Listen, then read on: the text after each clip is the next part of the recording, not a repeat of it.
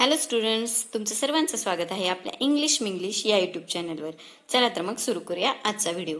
आज आपण पाहणार आहोत प्रेझेंट परफेक्ट कंटिन्युअस टेन्स आणि या काळातील रोज वापरली जाणारी वाक्ये. तर सर्वात आधी आपण बघणार आहोत प्रेझेंट परफेक्ट कंटिन्युअस टेन्स नक्की कधी वापरायचा. एखादी क्रिया वर्तमान काळात अर्धी पूर्ण झाली आहे व चालू सुद्धा आहे असे म्हणावयाचे असल्यास, म्हणजेच जेव्हा एखादी क्रिया वर्तमान काळामध्ये अर्धी पूर्ण झालेली आहे आणि चालू सुद्धा आहे असं म्हणायचं असेल तर आपण वापरू शकतो प्रेझेंट परफेक्ट कंटिन्युअस टेन्स. म्हणजेच वर्तमान काळात अगदी आत्ताच ती क्रिया सुरू आहे असं आपण म्हणत नाही आहोत, तर त्याचा अर्थ काय होतो, वर्तमान काळामध्ये ती क्रिया आपण मागील काही काळापासून करत आहोत आणि आत्ता सुद्धा ती क्रिया चालू आहे असं जेव्हा म्हणायचं असेल तेव्हा आपण वापरतो प्रेझेंट परफेक्ट कंटिन्युअस टेन्स. त्याचं एक्झाम्पल बघूया. तो पिझ्झा खात आलेला आहे.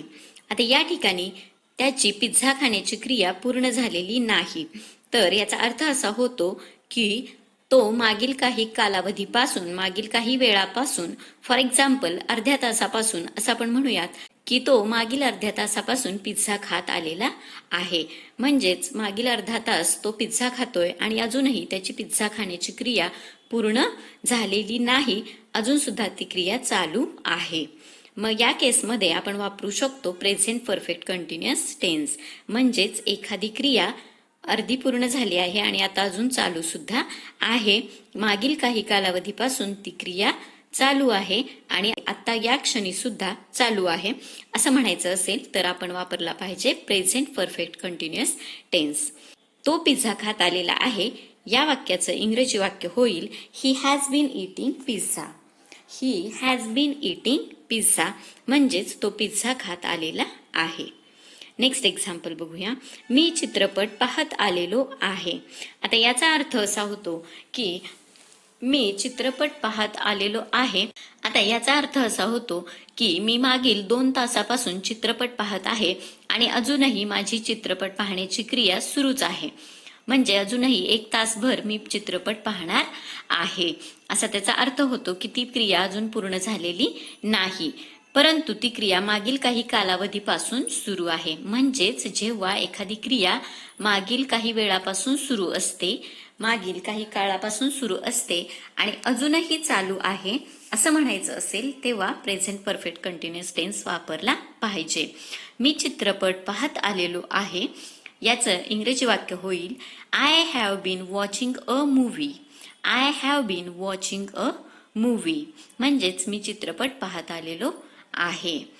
म्हणजेच जेव्हा एखादी क्रिया वर्तमान काळामध्ये अर्धी पूर्ण झालेली असते, मागील काही कालावधीपासून ती चालू असते आणि अजून सुद्धा या क्षणी सुद्धा ती चालू आहे असं आपल्याला जेव्हा सांगायचं असतं तेव्हा आपण वापरला पाहिजे प्रेझेंट परफेक्ट कंटिन्युअस टेन्स. आता आपण बघणार आहोत प्रेझेंट परफेक्ट कंटिन्युअस टेन्स मध्ये क्रियापदाचं कोणतं रूप वापरलं पाहिजे. I, we, you, they, he, she, it यांपैकी कोणताही करता असेल तरी सुद्धा आपण क्रियापदाचे आयनची रूप वापरणार आहोत. म्हणजेच या ठिकाणी आपण राईट हे क्रियापद घेतलेलं आहे आणि त्याला आयनजी प्रत्यय लागल्यानंतर राईटचं होईल रायटिंग.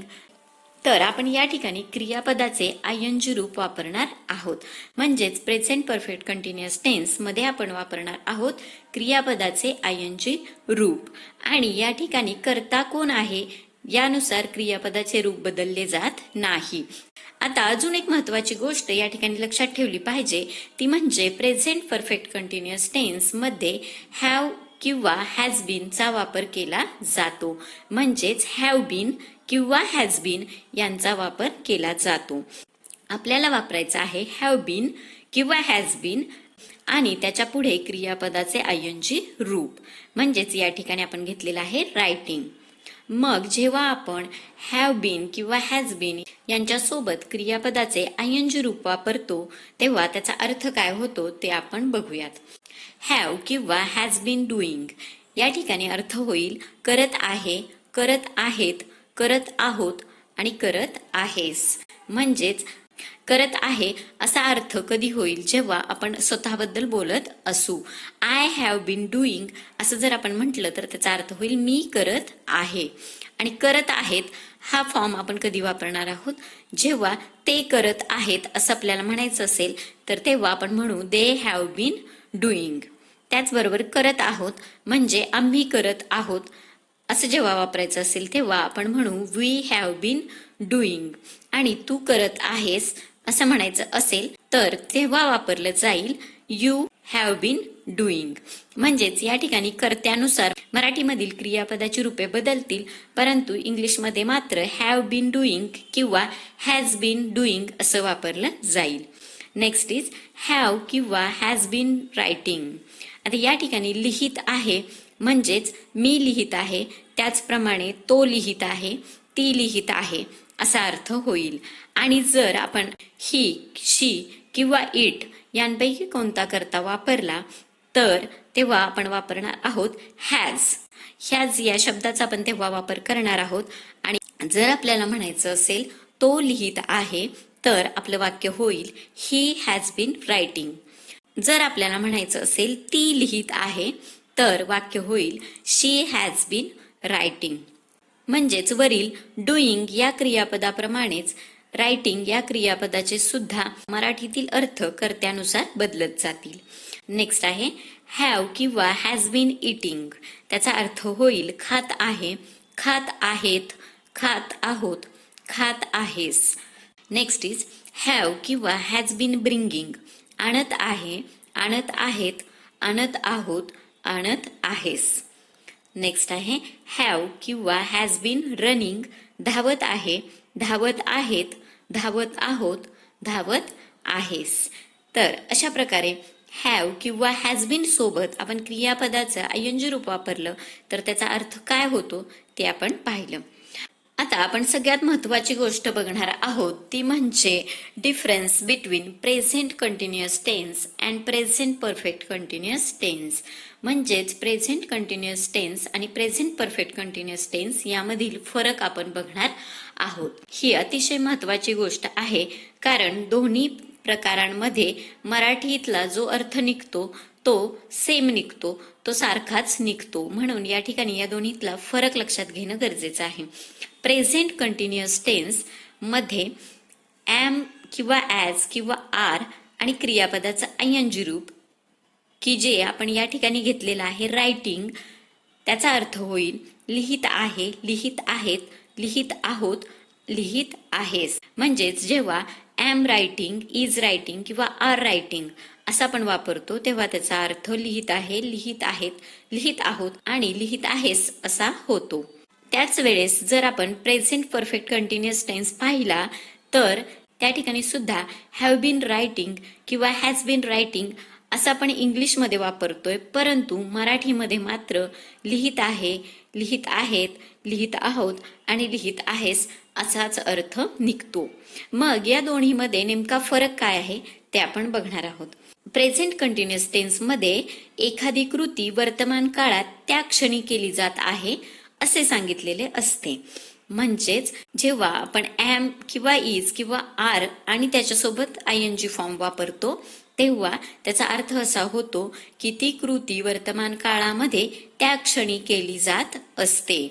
म्हणजेच एखादी गोष्ट आपण या क्षणी करत आहोत, आत्ता करत आहोत असं आपल्याला सांगायचं असेल तर त्यावेळेस तुम्ही वापरू शकता प्रेझेंट कंटिन्युअस टेन्स. पण जर तुम्हाला एखादी कृती वर्तमान काळात काही ठराविक काळापासून करत आहोत असं सांगायचं असेल तर तेव्हा मात्र तुम्ही वापरला पाहिजे प्रेझेंट परफेक्ट कंटिन्युअस टेन्स. म्हणजेच मागील 5 मिनिटांपासून तुम्ही हा व्हिडिओ पाहत आहात असं जर तुम्हाला सांगायचं असेल तर त्यावेळेस तुम्ही वापरलं पाहिजे. म्हणजेच मागील 5 मिनिटांपासून तुम्ही हा व्हिडिओ पाहत आहात अशी जेव्हा तुम्हाला वाक्यरचना करायची असेल तेव्हा तुम्ही वापरलं पाहिजे प्रेझेंट परफेक्ट कंटिन्युअस टेन्स. आणि जेव्हा तुम्हाला म्हणायचं असेल की मी आत्ता व्हिडिओ पाहत आहे तेव्हा तुम्ही वापरला पाहिजे प्रेझेंट कंटिन्युअस टेन्स. म्हणजेच जेव्हा एखादी कृती मागील काही ठराविक काळापासून करत आहोत असं सांगायचं असेल तेव्हा प्रेझेंट परफेक्ट कंटिन्युअस टेन्स. आणि एखादी कृती आता या क्षणी करत आहोत असं म्हणायचं असेल तर प्रेझेंट कंटिन्युअस टेन्स आपण त्या ठिकाणी वापरला पाहिजे. आता याचं एक एक्झाम्पल बघूयात. मी कादंबरी लिहित आहे. म्हणजेच याचा अर्थ असा होतो की मी आता या क्षणी कादंबरी लिहित आहे आणि म्हणून मी वापरेन प्रेझेंट कंटिन्युअस टेन्स. त्याचं इंग्रजी वाक्य होईल I am writing a novel. I am writing a novel. पण जर मला म्हणायचं असेल की मी मागील काही ठराविक काळापासून कादंबरी लिहित आहे तर तेव्हा मात्र मी वापरेन प्रेझेंट परफेक्ट कंटिन्युअस टेन्स. म्हणजेच मी 2 तासापासून कादंबरी लिहित आहे असं म्हणायचं असेल तर मी म्हणेन I have been writing a novel for 2 hours. म्हणजेच मी मागील 2 तासापासून कादंबरी लिहित आहे असा याचा अर्थ होईल. म्हणजेच जर एखादी क्रिया त्या क्षणी केली जात आहे, एखादी कृती वर्तमान काळामध्ये त्याच क्षणी केली जात आहे हे आपल्याला सांगायचं असेल तर तेव्हा आपण वापरणार आहोत प्रेझेंट कंटिन्युअस टेन्स. आणि जर ती क्रिया मागील काही कालावधीपासून सुरू आहे असं सांगायचं असेल तर तेव्हा आपण वापरणार आहोत प्रेझेंट परफेक्ट कंटिन्युअस टेन्स. आता आपण बघणार आहोत प्रेझेंट परफेक्ट कंटिन्युअस टेन्स मधील वाक्यरचना. वाक्यरचना होईल सब्जेक्ट प्लस हॅव बीन किंवा हॅज बीन प्लस VING म्हणजेच व्हर्बचे ING रूप, क्रियापदाचे ING रूप प्लस ऑब्जेक्ट. आता या ठिकाणी आपण सब्जेक्ट म्हणून I, we, you, they, he, she, it यांपैकी कोणताही करता त्याचप्रमाणे कोणतेही सिंग्युलर किंवा प्लुरल नाउन वापरू शकतो. म्हणजेच अनेकवचनी किंवा एकवचनी नाम वापरू शकतो. यामध्ये आय, वी, यू, दे यांच्यासोबत आपण वापरणार आहोत हॅव बीन प्लस क्रियापदाचे ING रूप म्हणजेच रायटिंग प्लस ऑब्जेक्ट म्हणून आपण वापरलेलं आहे अ लेटर. म्हणजेच वाक्य होईल I have been writing a letter, we have been writing a letter, you have been writing a letter, they have been writing a letter. आणि जर करता ही, शी, इट यांपैकी कोणी असेल तर आपण वापरणार आहोत has been plus writing plus a letter. आता या ठिकाणी आय, वी, यू, दे यासोबत वापरलं जातो हॅव आणि ही, शी, इट यासोबत वापरलं जातो हॅज. ही गोष्ट तुम्ही व्यवस्थित लक्षात ठेवली पाहिजे. जर करता आय, वी, यू, दे यांपैकी कोणी असेल तर हॅव आणि जर करता ही, शी, इट असेल तर त्यांच्यासोबत वापरलं पाहिजे हॅज. या ठिकाणी हॅव आणि हॅज हे 2 वर्तमान काळ दर्शवणारी टू हॅवची रूपे आहेत. म्हणजेच हॅव आणि हॅज या 2 शब्दांमधून वर्तमान काळ दर्शवला जातो. आता आपण बघणार आहोत प्रेझेंट परफेक्ट कंटिन्युअस टेन्स मधील एक अफर्मेटिव्ह आणि एक नेगेटिव्ह स्टेटमेंट. अफर्मेटिव्ह स्टेटमेंट होईल मी पत्र लिहित आहे, I have been writing a letter. आणि नेगेटिव्ह स्टेटमेंट होईल मी पत्र लिहित नाही, I have not been writing a letter. I have not been writing a letter. या ठिकाणी हॅव नॉटच्या ऐवजी तुम्ही हॅवंट हे त्याचं संक्षिप्त रूप सुद्धा वापरू शकता. म्हणजेच तुम्ही म्हणू शकता I haven't been writing a letter. तर आय होप तुम्हाला प्रेझेंट परफेक्ट कंटिन्युअस टेन्स मध्ये क्रियापदाचं कोणतं रूप वापरायचं, त्याचबरोबर हॅव कधी आणि हॅज कधी वापरायचं या सगळ्या गोष्टी क्लिअर झाल्या असतील. आता आपण बघणार आहोत सेंटेन्सेस फॉर डेली यूज. अशी काही वाक्य की जी तुम्हाला रोजच्या आयुष्यामध्ये वापरता येतील. फर्स्ट इज मी सकाळपासून लेख लिहित आहे. I have been writing articles since morning. मी सकाळपासून लेख लिहित नाहीये. I have not been writing articles since morning. Next is 2 तासांपासून तो पुस्तक वाचत आहे.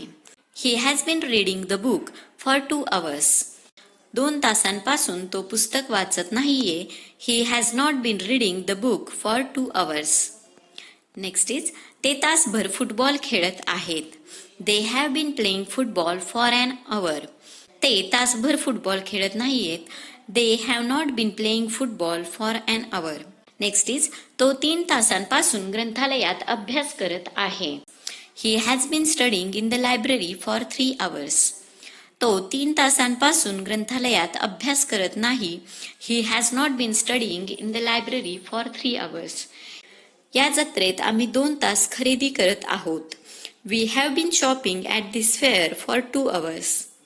या जत्रेत आम्ही 2 तास खरेदी केलेली नाही.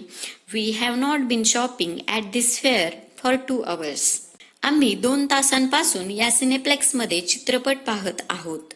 We have been watching a movie in this cineplex for 2 hours. आम्ही 2 तासांपासून या सिनेप्लेक्समध्ये चित्रपट पाहत नाही. We have not been watching a movie in this cineplex for 2 hours. तुम्ही त्या मार्केटमध्ये 3 तास खरेदी करत आहात. You have been shopping in that market for 3 hours.